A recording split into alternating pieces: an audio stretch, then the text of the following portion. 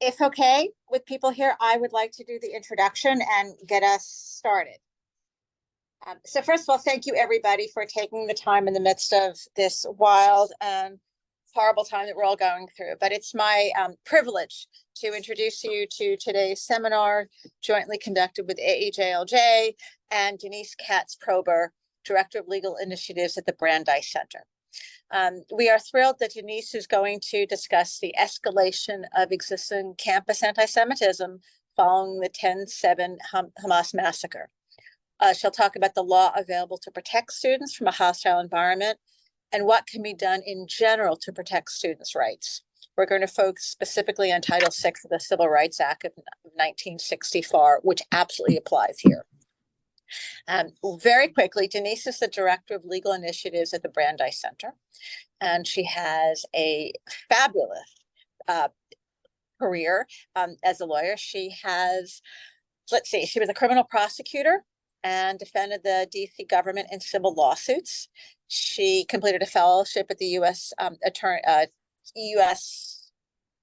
States Attorney's Office for DC, and she prosecuted domestic violence offenses. She has been recognized by the DC courts capital pro bono high honor roll. She graduated from Brandeis University with a double major in politics and Islamic and Middle Eastern studies, and she has her JD from Suffolk University Law School and Boston University. Since I don't want to take too much more time from people, Denise, I'm going to ask if you want to get started, and I will be offering questions as we go along the way. I'm going to ask people to utilize the Q&A function. Denise, thank you for joining us, and we appreciate your taking the time to help educate us. Thank you so much, Rhonda, for having me, and thank you to the Aajlj for hosting this important and timely program and inviting me.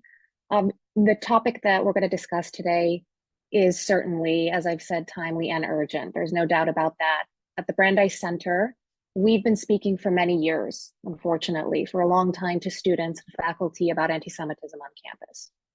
But over the last month, since the Hamas attacks, we have received record numbers of complaints and reports of anti-Semitic incidents on campus, ranging from hateful, intimidating speech to harassment and discrimination, vandalism, and other property damage of Jewish targets, as well as assaultive conduct. Since October 7th, anti-Semitism on campus has increased not only in terms of the volume of the incidents, but also the virulent nature and severity. A Cornell student was arrested and faces federal criminal charges for making anti-Semitic death threats against Jewish students on campus. At Columbia, an Israeli student was assaulted, and Jewish students have reported death threats and swastika graffiti. Jewish students at Cooper Union College in New York City were forced to seek refuge in a library as pro-Palestinian demonstrators pounded on the doors and windows. Students at Berkeley carrying Israeli flags were assaulted. At a pro-Palestinian protest near Tulane University, at least 2 Jewish students were physically assaulted. The White House has weighed in, acknowledging the rise in anti-Semitism on campus, directing DOJ and the Department of Homeland Security to work with state and local law enforcement and reach out to provide support directly to college campuses. So Jewish and Israeli students on campuses across the country are being mistreated, and they're afraid for their safety. They're asking for help. That's what we're hearing. They're asking for protection, but they feel abandoned at the same time. They feel isolated, abandoned by university leaders who are not adequately protecting them. And so on that note, I think it's important to establish something at the outset of this discussion. The explosion of anti-Semitism on campus since the Hamas attacks on October 7th did not come out of nowhere. It didn't happen in a vacuum. The Brandeis Center has been warning for years that there has been a concerted effort on campus to vilify, shun, intimidate, marginalize, exclude, and otherwise mistreat Jewish students who celebrate their Jewish identity connected to Israel. And we've also been saying that the university administrations are failing in large part to recognize and address this problem as they are legally obligated to do. And therefore, the eruption of anti-Semitism on campus over the last month is, quite frankly, a foreseeable consequence of repeated failures by universities to fulfill their legal obligations, address anti-Semitism on campus, and protect their students. And so that brings us to why we're here today, to discuss the legal protections for Jewish and Israeli students on campus and the need for them to be enforced and how that should be done. At the Louis D. Brandeis Center for Human Rights Under Law, we develop law-based initiatives to combat anti-Semitism in higher education and elsewhere. And today we're going to discuss one of the most important legal tools that we have to protect students. And this is Title VI of the Civil Rights Act of 1964. I think it's important for students and their advocates to understand not only Title VI, the legal protections this law affords to students and the university's legal obligations, but also as a framework for this discussion. I think it's really crucial that we understand this. When students have an opportunity to speak to administrators, for instance, about an anti-Semitic incident on campus, it's really important that they're able to articulate what's going on using language that will resonate with the university because it implicates their legal obligations. And what exactly do I mean? Well, there's a crucial difference between discriminatory or unlawful conduct that's motivated by anti-Semitism on the one hand, and anti-Semitic speech on the other. And depending on whether you're dealing with discriminatory behavior or speech on the other hand, university interventions are different. And so what you're going to ask for from the administration or expect should be different. As a general rule, the university should be condemning speech, and it can discipline and punish discriminatory or otherwise unlawful behavior. The problem for years when it comes to addressing anti-Semitism on campus has been that administrators often fail to recognize anti-Semitic harassment and discrimination when it involves anti-Zionism and Israel. They think that what they're witnessing is a legitimate political debate, legitimate disagreement between opposing viewpoints. And so they don't intervene because they don't want to infringe on First Amendment rights. But often what is actually taking place is the unlawful mistreatment of Jews on the basis of their Jewish identity connected to Israel. And it is that sort of conduct that implicates the university's Title VI obligations and requires intervention. If the administration isn't diagnosing the problem correctly, then they're going to fail to apply the appropriate remedy and fail to fix it. So if we understand Title VI and how discriminatory behaviors targeting Jewish students manifest on campus, we are in a more powerful position to be able to educate university administrators about the problem and then get the university to address them in effective ways. So Title VI of the Civil Rights Act of 1964 prohibits discrimination on the basis of race, color, and national origin in educational institutions and programs that receive federal funding. So this law covers public universities, K through 12, public schools, and most private universities, among others. Title VI, you'll notice in the categories that I listed, does not cover religion as a protected category. And although Title VI does not cover religious discrimination, guidance issued by the Department of Education and the Department of Justice since and after 2004 has extended the national origin protections under Title VI to cover discrimination against Jews on the basis of their actual or perceived shared ancestry or ethnic characteristics. In other words, Jews and other groups like Arab Muslims and Sikhs, who are members of groups that have a shared ancestry or ethnicity, do not lose protected status under Title VI merely because they are also members of a religious group. This understanding of Title VI was put forth in regulatory guidance issued first in 2004 by Kenneth Marcus, the chairman and founder of the Brandeis Center, who at the time headed the Office for Civil Rights at the Department of Education, the agency that enforces Title VI. And this guidance has been extended under successive administrations of both political parties over the next almost 2 decades. But notwithstanding Title VI protections being understood as now applying to Jews, the challenge remained: what constitutes anti-Semitic harassment and discrimination that targets Jews on the basis of shared ancestry and ethnicity? What does that mean? What does it actually look like? And so in order to answer those questions, we needed a tool to help define anti-Semitism so that it could be recognized in all its forms and properly addressed. In 2019, President Trump issued the executive order on combating anti-Semitism, and the executive order is significant for 3 reasons. The first is that it reaffirmed Title VI protections extend to Jews. The second is that it requires OCR to enforce Title VI to root out anti-Semitism just as vigorously as other forms of discrimination. But third, and perhaps most important, it directs federal agencies that enforce Title VI, agencies like the Office for Civil Rights, to refer to the gold standard International Holocaust Remembrance Alliance definition of anti-Semitism, including its examples, when investigating allegations of discrimination, to assess evidence of discriminatory intent. Since its issuance, the executive order has been incorporated into OCR's current policy guidance by this administration. In January 2023, the current director of OCR affirmed the agency's commitment to complying with the executive order. And this is significant because the IRA examples include certain forms of anti-Semitism that manifest as anti-Zionism, for instance, denying Israel's right to exist. This is the kind of anti-Semitism that so often fuels the harassment and discrimination that we're seeing most often on campus before and certainly after October 7th. And this is the anti-Semitism also that administrators so often fail to recognize and understand.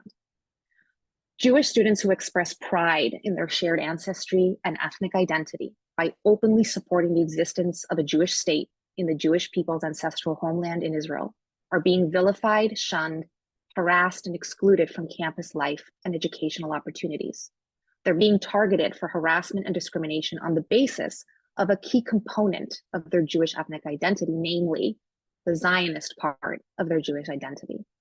It's important for Jewish students and their advocates to be able to articulate why Zionism and Jews' ancestral connection to Israel is not a political viewpoint, but rather an integral component of Jewish identity for many Jews, and therefore a basis for protection under Title VI.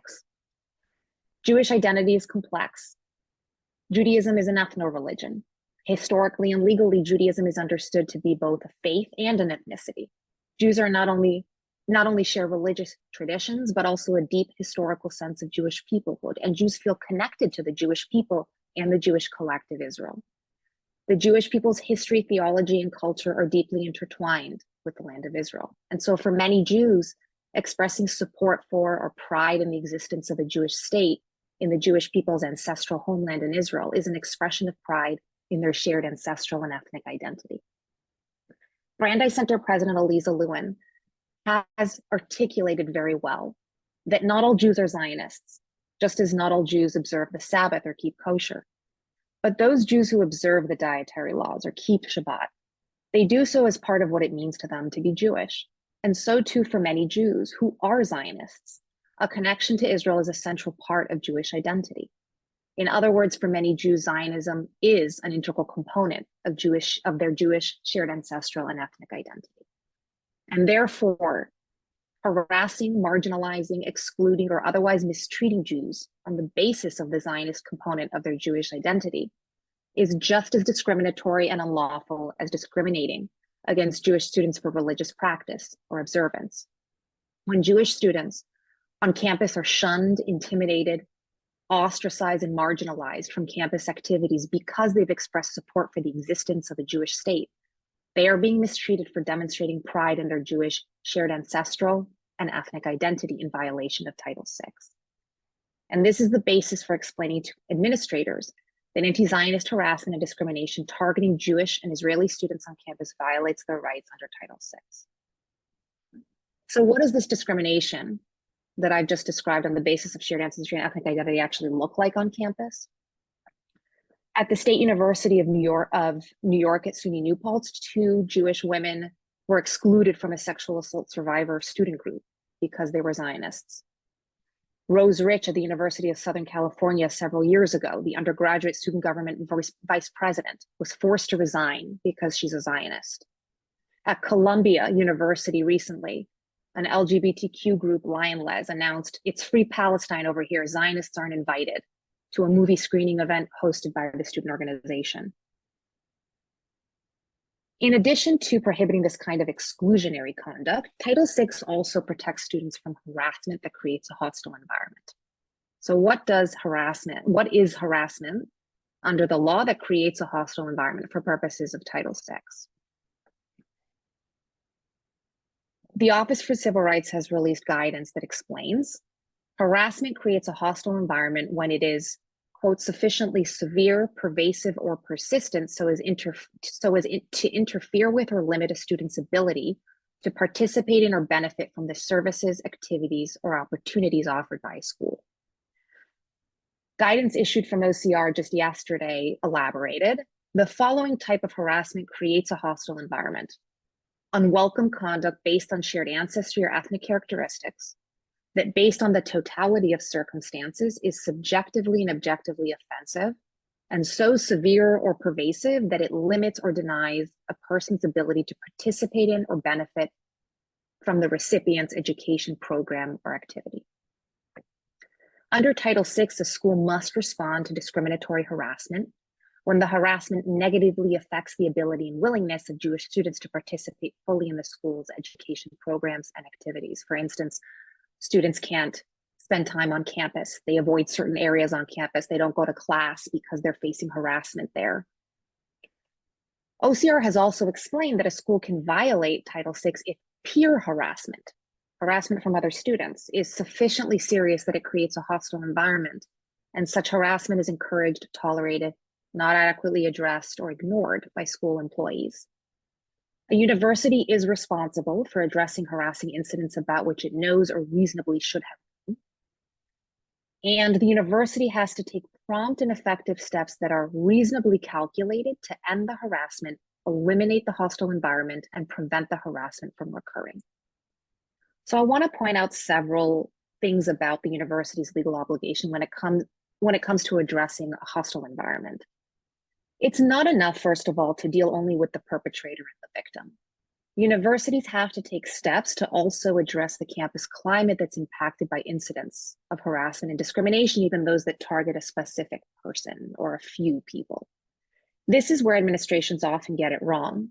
They either only address the perpetrator, or they say, well, I didn't identify someone, I didn't identify who the perpetrator was, and so that's all we can do. We can't do anything else. And that's insufficient because it doesn't address the communal impact of a bias incident.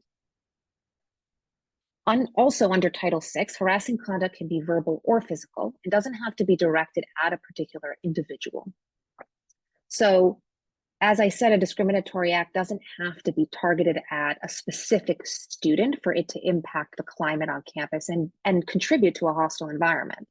You see this with swastikas or anti-Semitic graffiti, right? This impacts the entire Jewish community and their sense of fear and safety on the campus. And so that can contribute to a hostile climate when it's unaddressed by the university administrations, and it needs to be treated in that way, acknowledged and treated in that way.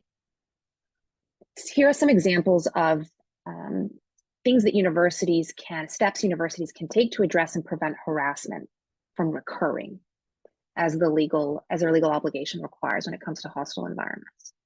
So universities shouldn't be hiding efforts to address anti-Semitism and deal with it quietly and privately. That's not sufficient. When an incident occurs on campus, universities need to make forceful, public, prompt and clear statements condemning anti-Semitism and explaining why it's anti-Semitism, and where appropriate, being very clear that the school does not tolerate anti-Zionist harassment and discrimination against Jewish students. Universities can, as part of this effort to address hostile environments, they can review and revise non-discrimination policies to ensure that they comply with US law, including Title VI and the executive order on combating anti-Semitism, which, as I've said, incorporates the International Holocaust Remembrance Alliance working definition of anti-Semitism. The university can also conduct trainings on these newer revised policies and on anti-Semitism more broadly, so that the entire community, as well as those tasked with actually investigating discrimination on campus, so that everyone understands how to recognize and deal with anti-Semitism that targets Jews on the basis of their shared ancestry and ethnicity. After an anti-Semitic incident, the university should be reaching out to the impacted community, right, to Jewish and Israeli students, and they need to be hearing from these students in the community, how do you feel and what do you need? How has this impacted you? And finally, I would say that another way the university should be addressing hostile environments is to ensure that DEI programs and diversity trainings that are supposed to be providing support for communities in times of crisis, make sure that they're incorporating Jewish identity, the Jewish experience, ensure that they have trainings that include anti-Semitism, and effectively educate participants about the history and contemporary manifestations of anti-Semitism, including anti-Zionism, and the way that Jews are targeted on campus on the basis of their shared ancestry and ethnicity. A good example of a case involving a hostile environment is a Title VI complaint that the Brandeis Center and Jewish on Campus filed against the University of Vermont. This case involved the hostile environment resulting from the administration's failure to address instances of anti-Zionist harassment, including Jewish students being excluded from the university's largest student support group on campus for sexual assault survivors because the students were Zionists, a teaching assistant who promoted antagonism toward Jewish students by threatening to lower the grades of Zionists and encouraging others to cyberbully and ostracize Zionist students, a student club that explicitly excluded Zionists, requiring every member to pledge no to Zionism as a prerequisite for membership, and a Hillel building that was vandalized by a group of students that threw rocks at the window of students living in the dormitory portion of the building. What we argued was that the university failed to respond to numerous complaints of anti-Zionist harassment and discrimination, which resulted in a hostile environment. And ultimately, OCR reached a resolution agreement with the university, and it required the university to make substantial changes, for instance, to make it clear in its anti-discrimination policies and trainings that anti-Semitic discrimination against Jews includes discrimination that is based on Jews' shared ancestry and ethnicity. This resolution it's significant because for the first time, OCR treated anti-Zionist harassment as a form of national origin discrimination on the basis of shared ancestry. It puts university on notice that they need to take anti-Zionist harassment seriously, investigate and address it appropriately. Now that we've discussed broadly Title VI protections for Jewish students from harassment and discrimination, I want to briefly discuss proper responses by the university to anti-Semitic speech. We need to start with the premise that when you have anti-Semitic speech or expression, no matter how offensive, it is protected by the First Amendment, and that includes hate speech, which is protected unless it falls into narrow exceptions. So the university can't shut down or censor speech, and it's not going to be helpful to go to the university and ask them for that. Because the university is going to recoil. But that doesn't mean that the options for the university when there is anti-Semitic speech is either to silence it or do nothing. The university can't do nothing. It can't remain silent. What it has to do is use its own voice to respond publicly, forcefully, and clearly to condemn and reject hateful rhetoric and expression that targets and demonizes the Jewish community on campus. This is important and relevant and can't be understated at this moment after October 7th. We are hearing from Jewish and Israeli students that at a time when they're afraid and they feel more isolated and abandoned than ever by university leadership, that is failing to speak out forcefully and clearly to condemn anti-Semitism on campus. It's in fact appropriate for the university to speak up, and arguably it's required to do so as not to permit a hostile environment. When the university does not use its own voice to forcefully condemn and reject anti-Semitic rhetoric of the sort we're seeing, this contributes to and fosters a hostile environment on campus for Jews and is fertile ground for acts of harassment, discrimination, and eventually violence, as we've seen play out on campus before and certainly after October 7th. Hateful speech seldom ends with speech, and we often find where there is deplorable, vile speech that targets Jews, it is accompanied by deplorable behavior, unlawful behavior, targeting Jews, or soon leads to that. And finally, I would just add that in addition, in terms of a strategy to deal with speech, in addition to counter speech, a proper response has to include education, educating the community about why the offensive speech is anti-Semitic and therefore repugnant to the university's values of diversity, respect, tolerance, and inclusion. The issue of freedom of speech and hate speech against Jews has become an increasingly timely and challenging issue since the Hamas attacks on October 7th. Pro-Palestinian and anti-Zionist students and groups like Students for Justice in Palestine are sounding more aggressive. On campuses across the country, students, sometimes joined by faculty members and other staff, are demonstrating in celebration of Hamas's atrocities committed against Israelis, and they justify the Hamas terror attacks as legitimate Palestinian resistance. Their message is thereby celebrating violence against Jews. And they do so on campus where Jewish and Israeli students are reeling with grief and anguish over what happened in Israel, sometimes with personal connections. National SJP has called on its local chapters to participate, for instance, in a National Day of Resistance. This already passed. They released a toolkit for its chapters to use that described the Hamas terrorist attacks as, quote, a historic win for the Palestinian resistance, and reminding each of us that total return and liberation to Palestine is near. As the Palestinian student movement, we have an unshakable responsibility to join the call for mass mobilization. National liberation is near. Glory to our resistance, to our martyrs, and to our steadfast people. That's a quote from National SJP's toolkit. And some chapters, as well as the National SJP, actually released promotional materials for this event that feature, they depict the Hamas paragliders. Understandably, then, students are feeling frightened for their physical safety because of the nature of the discourse, which has changed and, again, as I said, become more aggressive and also sounds like a call for mobilization and action. I will say on this point that it's important universities enforce the limits of free speech. And this is not to encroach on the First Amendment by any means, but there are exceptions and limits. And we need to be vigilant about making sure that where, and when I say we, I mean universities, right, where it's crossed the line into unlawful conduct, that the universities actually take action. So true threats, statements where the speaker means to communicate a serious expression of an intent to commit an act of unlawful violence to a particular individual or group. Intimidation, which is a type of true threat, where the speaker directs a threat to a person or group of persons with the intent of placing the victim in fear of bodily harm or death. Harassment on the basis of protected category.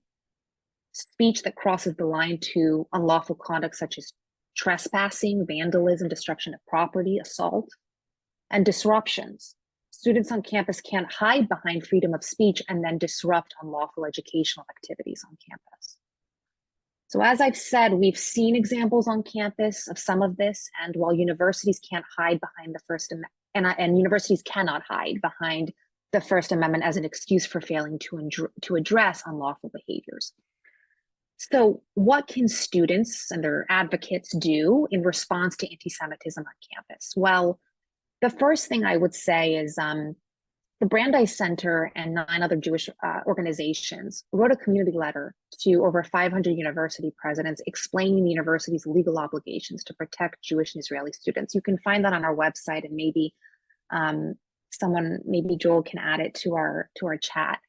I mention this because at the end of the letter, there is a list of concrete action items that the university can and should be doing to protect Jewish and Israeli students at this time. And I think that they can be used when students are, for instance, talking to administrators in response to a specific incident, and asking the university to do specific things. So for instance, as I've said before, the university has to denounce rhetoric by individuals or student groups on campus that celebrate or in any way excuse or justify Hamas's attacks and violence against Jews. Demand moral leadership and responsibility from university leaders when an anti-Semitic incident happens, when rhetoric that celebrates Hamas occurs on campus.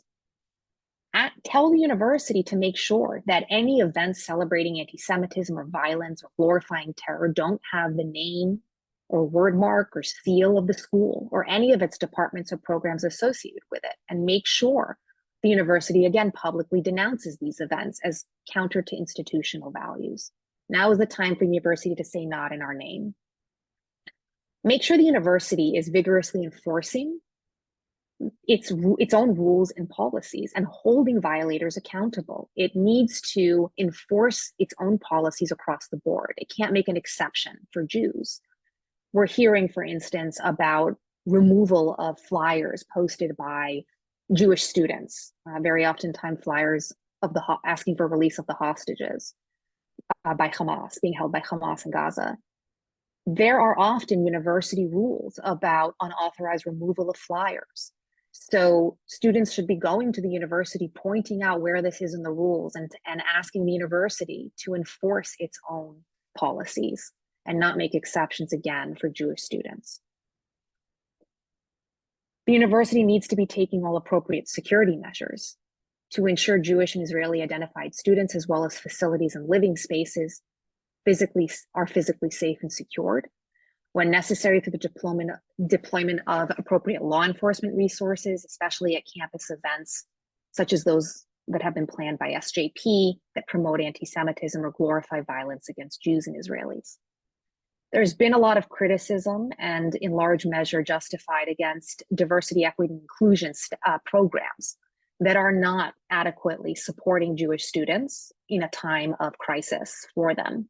And they need to, these programs, these places, these spaces on campus need to make sure that they actually are addressing Jewish and Israeli needs. And universities should be asked when appropriate to make appropriate academic and administrative accommodations for Jewish students who require them. They may require academic accommodations given personal or family trauma they're experiencing. We're hearing from students they need extensions. They can't, they're not well enough to go to class. And Israeli students and faculty and staff who may be serving in the Israeli Defense Force reserves and must return immediately to their home country. They should be given accommodations from the university. I wanted to make some final points about things that I think students should keep in mind.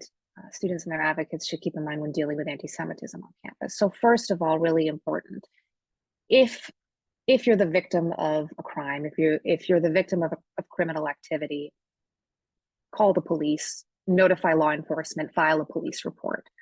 But that does not mean that involving the police or law enforcement precludes you from contacting the Brandeis Center.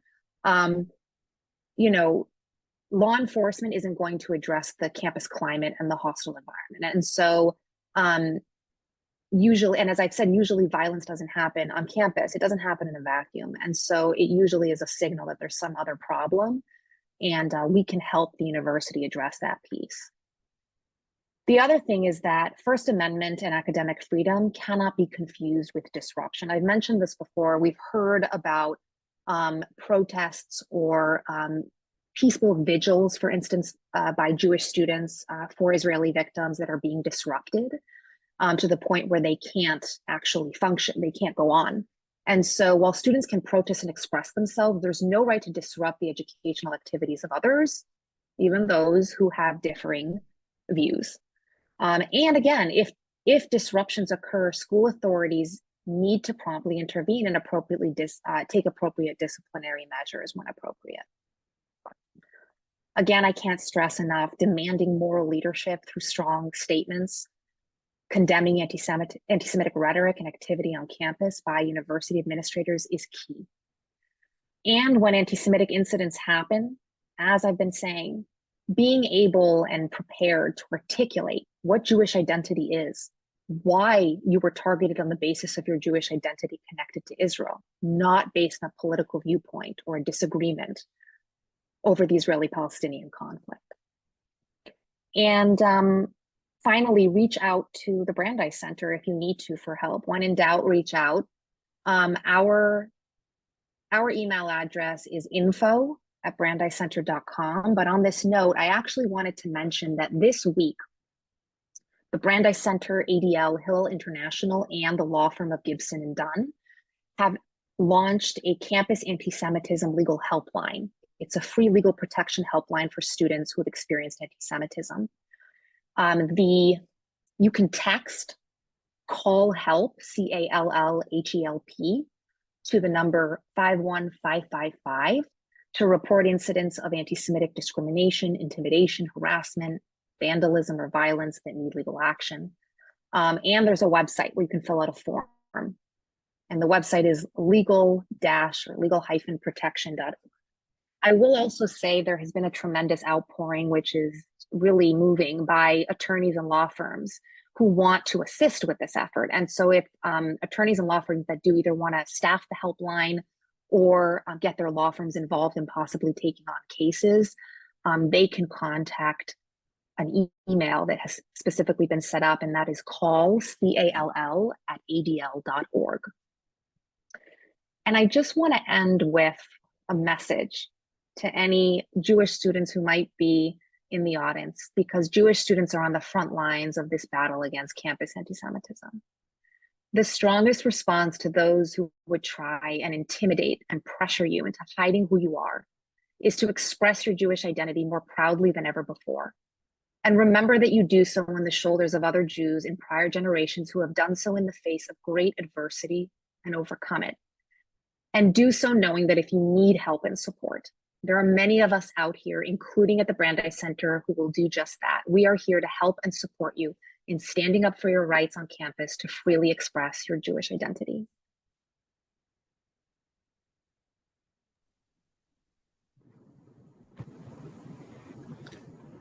Thank you, Denise, for those informative and powerful remarks. My name is Joel Taubman. I'm the Director of Student Engagement at the Aajlj at the Jewish Bar.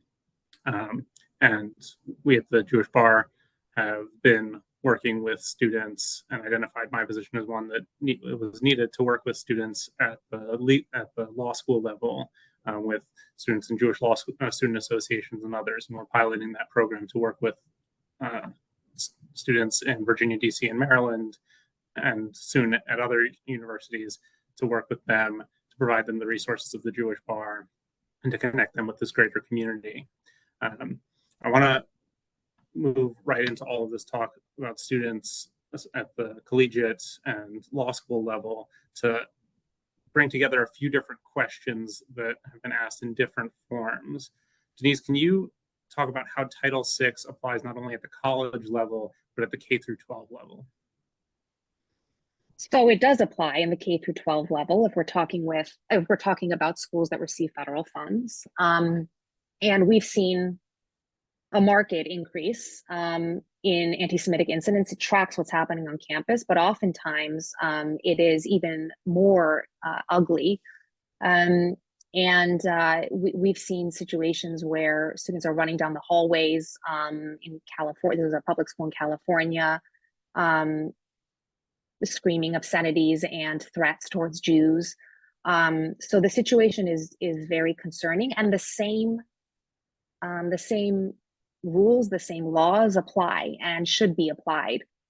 The same things I've been talking about in terms of harassment, creating a hostile environment, Jewish students who are being targeted by harassment for their Jewish identity connected to Israel and Zionism should be protected in the same way that I've described for universities, and we should be demanding the same things of administrators at the K through 12 level. And just a follow-up to distill some of the questions on this topic, what differences in approach might there be at the K through 12 level that you might compare to what might occur in working with universities and colleges? Well, parents are naturally, I understand parents will want to be involved also at the university, in the higher ed space. But of course, when we're talking about young children, parents need to be, they have to be involved, and they need to be educated, I think, in a way that, so that they can advocate for their children. And so that's a big piece here, and educating yourself both about what's happening in the classroom, what's happening on the ground, but also on the law, right? And the way that you need to be articulating things to administrators is key, because you're going to be doing it on behalf of your child. And so I think that oftentimes also parents can understand and see things that children may not they may innately understand, but they can't articulate. And so having that communication with children about what might be going on that, for instance, seems like just teasing or bullying, but is in fact motivated by anti-Semitic animus. I mean, we've seen this happen in the K through 12 space, virulent anti-Semitic harassment that invokes Holocaust themes, for instance. And, you know, it's something that parents should be attuned to, unfortunately, nowadays. Speaking a little bit more specifically on the rules of Title VI itself, has any school ever successfully been defunded for failing to live up to its Title VI requirements, or how does this element of Title VI work? So, most cases, I mean, the vast majority of cases, that certainly those that I've seen, they result in some sort of resolution agreement, some sort of settlement, where, like I mentioned, for the University of Vermont, so the school doesn't actually end up losing the funds.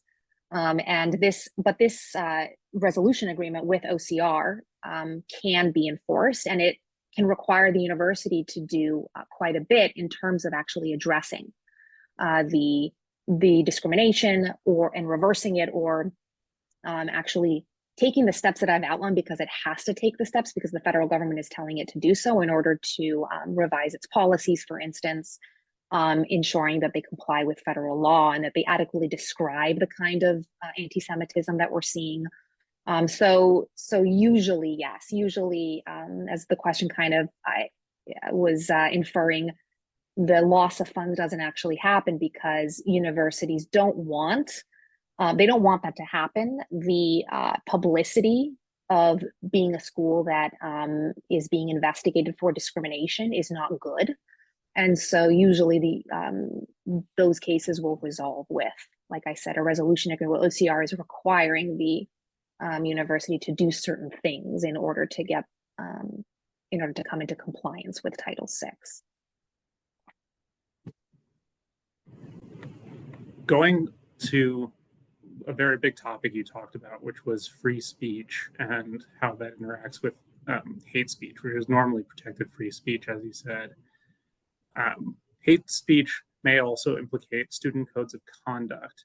How does that come into play in the Title VI space and in addressing these incidents? So it's a really important point. I would encourage students and their parents to really pull out and take a look. It's usually on websites, on the school's website. Familiarize yourself with the student codes of conduct, and they will oftentimes be very specific about, for instance, what constitutes harassment that includes verbal harassment, and based on a protected category. And it's really important to make sure that in addition to thinking about the Title VI piece, that the universities are also enforcing their own rules and policies. And so they will have an explanation of, usually these policies will have an explanation of what constitutes harassment, verbal harassment. Sometimes it's very broad, but sometimes they oftentimes have it, or what constitutes the kind of discriminatory conduct that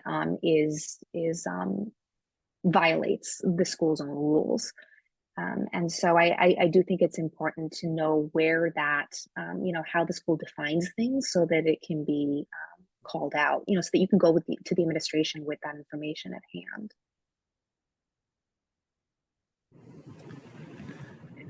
I will just say one thing.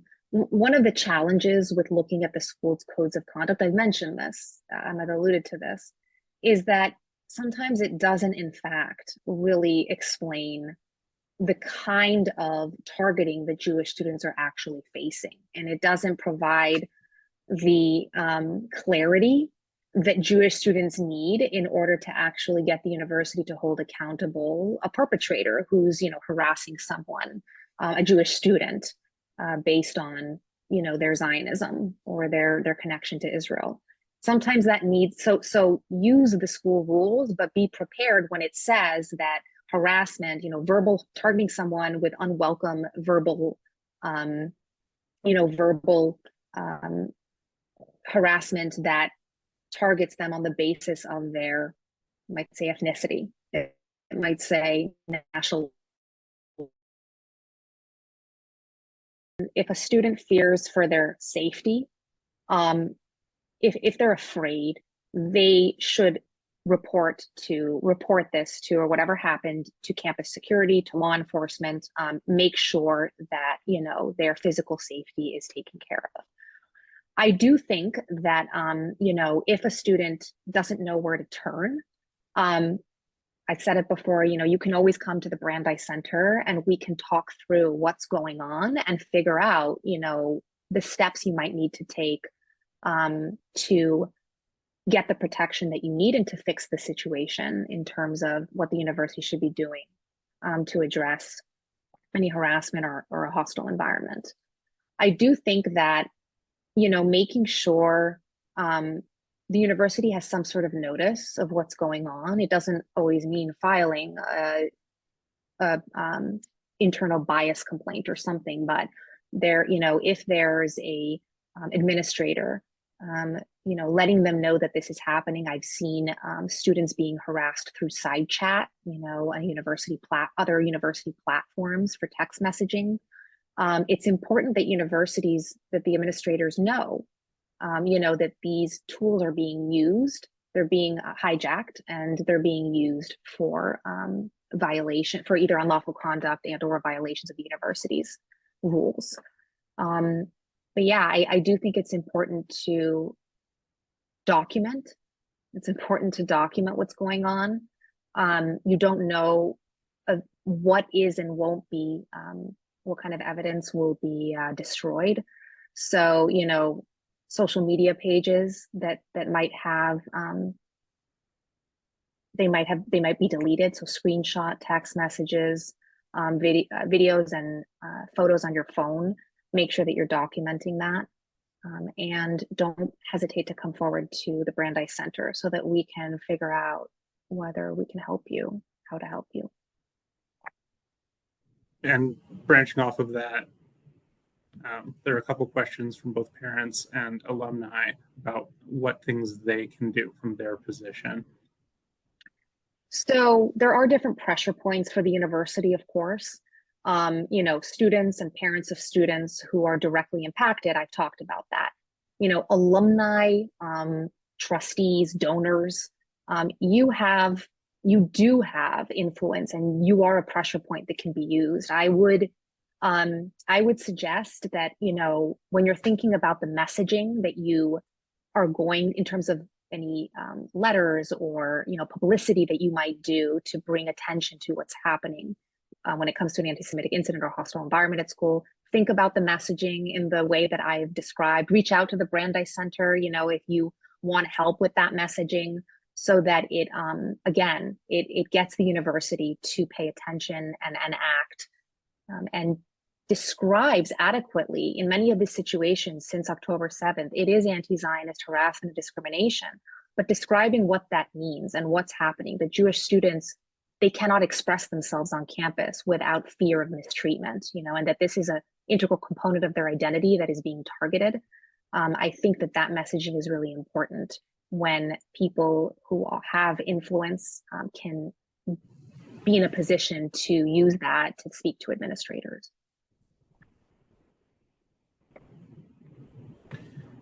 I know there are a number of questions on incidents at individual schools and a few other more specific questions. And I know that we're winding down towards the end of our time together. But I wanted to tease out maybe one more area, which is a question that was asked on professors and the role and responsibility of professors in this context and in their roles. I'm glad you asked about that. I think I didn't mean to gloss over that. So issues involving professors, especially in the classroom, are some of the most challenging that we've seen. First of all, in terms of extracurricular statements by professors, a lot of times, unfortunately, recently, you've seen faculty who are making really deplorable anti-Semitic statements outside of class at a rally. I think there was a Cornell professor that says he was exhilarated or something to that effect by the Hamas attacks. it is difficult to find a legally actionable claim to go after a professor for that kind of comment. What I would suggest is making sure to monitor the way, if at all, this affects or impacts the professor's conduct in class. And that is a challenge because it's difficult to find Jewish students who are going to stay in class and put up with the kinds of things that I'm going to describe would be evidence, for instance, of a hostile environment. So, professors who are talking about issues related to Israel or Hamas or Israeli-Palestinian conflict in a course that doesn't have anything to do with that subject matter, right? So that's already a sign that they are overstepping. For classes that do arguably, fall into a subject matter that cover a subject matter where Israel or Hamas or Palestinians would be relevant, Jewish students should be looking for some sort of targeting or mistreatment. Is the professor creating a situation where he or she is treating Jewish students differently, for instance, when they comment in class about Israel or about certain topics that the professor brings up? Are they being either glossed over and not called on, or when they're called on, are they being in some way harassed or treated differently or targeted? Are their grades, it's tough, but are their grades suffering, after they've spoken out about their views or their Jewish identity? Things like that, and document it all. That's really important. But those are really tough situations, and they do require, like I said, quite a bit of documentation. I will say that when it comes to academic freedom of professors in the classroom, professors cannot be indoctrinating in the classroom. So again, if this is arguably related to their subject matter and they're only presenting one point of view, all the readings are skewed in one direction, and the professor is also arguably propagandizing in class, in favor of one position, then you're in a situation where you might alert the university and ask them to present a balanced viewpoint, materials that will present a balanced viewpoint so that students are not being indoctrinated in the classroom.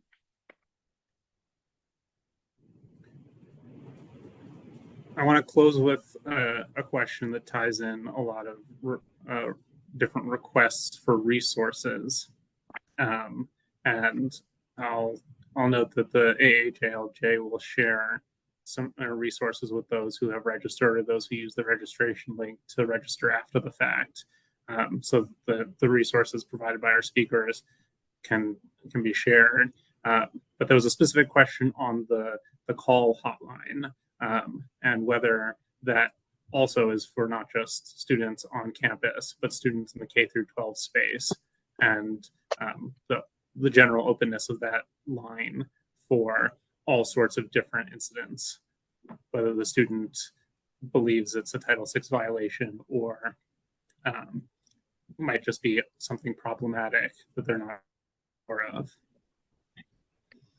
So first of all, not just students, but family, faculty, staff members can either call or go to the website. You can report any incident involving anti-Semitism.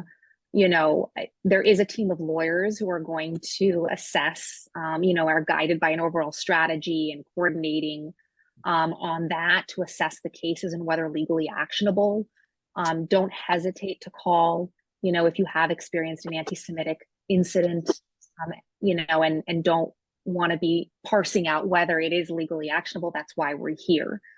I think it was set up to handle, at least at the outset, higher education incidents in higher education, so university and college campuses.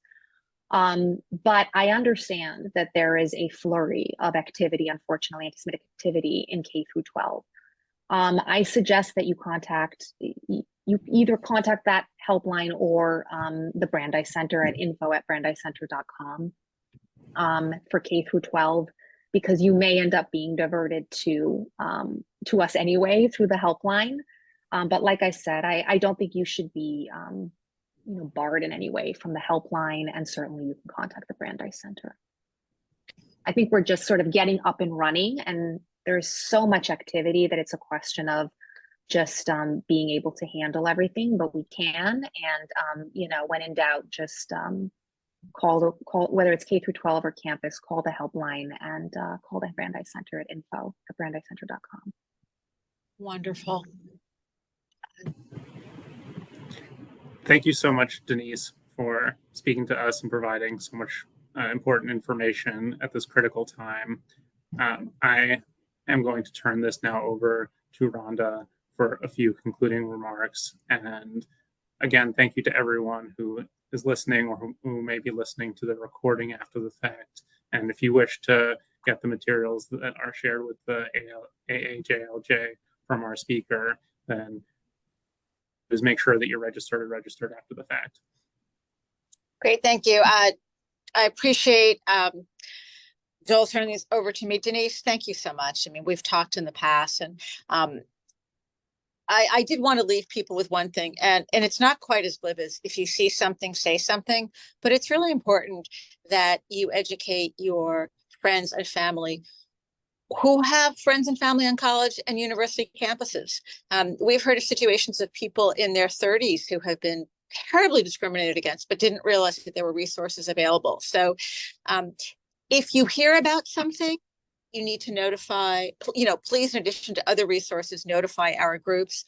If you would like to assist, please respond, as Joel had indicated. And with that note, we did note down the questions. We will try to answer as many as possible. We will be having continuing classes on this. And I want to thank everybody, wish you a great day. And if you're going to be in Washington next Tuesday, the 14th, see you there. Thank you. Thank you.